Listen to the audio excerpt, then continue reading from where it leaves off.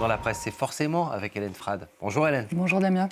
Avec notamment la une de la presse, cette information exclusive ce matin du Financial Times. Le journal affirme que l'Ukraine prévoit d'organiser des élections et un référendum sur un éventuel accord de paix avec la Russie au printemps. Oui, le quotidien britannique affirme que cette décision a été prise sous pression de l'administration Trump qui souhaite que ces deux scrutins se tiennent avant le 15 mai, faute de quoi l'Ukraine ne bénéficiera plus des garanties de sécurité américaines.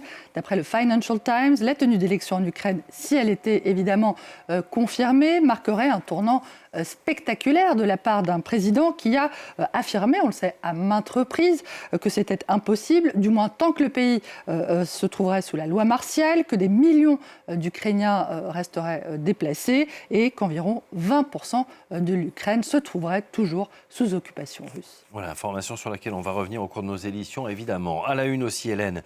La sidération, la colère au Sénégal après les heurts entre étudiants et forces de l'ordre lundi. Des affrontements qui ont fait un mort dans la principale université de Dakar. 2 jours après le décès d'Abdoulaye Ba, un étudiant de médecine de 21 ans, retrouvé, vous l'avez évoqué, agonisant par ses camarades qui accusent des policiers de l'avoir battu à mort. Le Soleil, quotidien sénégalais, relève, vous le voyez, les appels à l'apaisement du gouvernement et annonce l'ouverture d'une enquête. La violence de ces affrontements choquent la presse régionale. Le site d'info burkinabé Ouaket Sera se demande si le gouvernement sénégalais saura éteindre le feu en donnant satisfaction aux étudiants sans bourse et sans nourriture. Pour le pays, la survie du gouvernement dépendra de sa capacité justement à trouver une solution. Le quotidien burkinabé rappelle, lui, que le duo Diomaye Faye-Ousmane Sonko, qui dirige actuellement le Sénégal, doit son accession au pouvoir à la jeunesse et en particulier aux étudiants qui ont été le fer de lance de la contestation contre les velléités de l'ex-président Macky Sall de s'accrocher au pouvoir. Le Sénégal, toujours avec cette affaire sordide. La police a annoncé dimanche l'arrestation de 14 personnes pour pédophilie en bande organisée, proxénétisme et transmission volontaire du VIH à des mineurs de moins de 15 ans. À la tête de ce réseau présumé, cet homme, un Français de 73 ans, il s'appelle Pierre Robert et il se serait fait appeler lui-même le patron du mal, le titre que vous voyez ici à la une du quotidien sénégalais Libération. D'après le journal, cet individu qui a été interpellé en France en avril 2025, qui est actuellement en détention provisoire, est le propriétaire d'une villa à Sali, une ville balnéaire pas très loin de Dakar.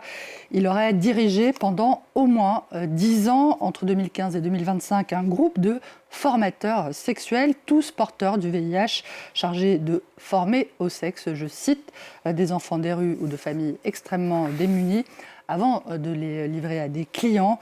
Le Monde évoque une possible affaire de pédocriminalité internationale qui ne semble toutefois pas surprendre les habitants de la Petite Côte, qui est l'une des destinations les plus touristiques du Sénégal. Si ça reste heureusement rare, des mineurs peuvent être concernés. C'est une évidence, témoigne un habitant. C'est difficile de lutter contre. Tout le monde profite du tourisme ou des résidences secondaires des Toubabs, les Blancs. Le fléau de la pédocriminalité, Hélène, un des nombreux volets de l'affaire Epstein qui n'en finit plus d'éclabousser les États-Unis ou encore l'Europe. En France, de nouvelles plaintes vont peut-être relancer les poursuites judiciaires éteintes depuis la mort d'Epstein et de son complice français Jean-Luc Brunel. D'après Le Point, Ebba Carlsson, une Suédoise, a déposé une plainte hier à Paris pour viol et traite d'êtres humains contre Daniel Siad, qui reconnaît avoir joué le rôle de chasseur de mannequins pour Jeffrey Epstein, mais nie catégoriquement avoir été au courant des abus sexuels. Selon nos confrères de France Info, le ministre des Affaires étrangères, Jean-Noël Barrot, annonce de son côté saisir le procureur de la République après la mise en cause que vous avez évoquée de Fabrice Hédan, un diplomate français également cité dans les documents Epstein. En Norvège, la justice a déjà été saisie et le Parlement annonce En outre, la création d'une commission d'enquête indépendante pour faire la lumière sur les liens passés entre le pédocriminel et plusieurs personnalités locales.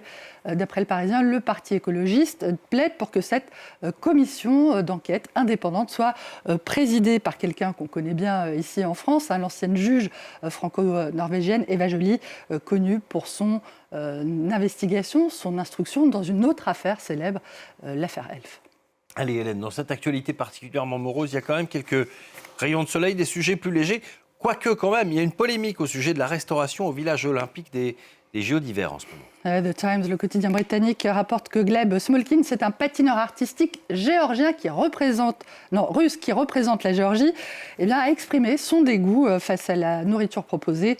Au village, nous n'avons trouvé aucune cuisine russe ou géorgienne, c'est plein l'athlète, assurant même que les pâtes commençaient déjà, je le cite, à lui donner la nausée.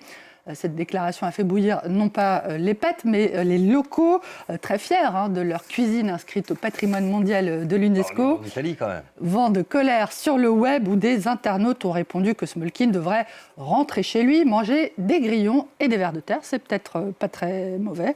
The Times qui revient aussi sur un autre possible crime de lèse-majesté culinaire. Le journal a calculé en effet que depuis 2021, le nombre de restaurants étoilés au guide Michelin, la Bible de la gastronomie, a augmenté de 24% en Grande-Bretagne et en Irlande contre seulement 3% en France.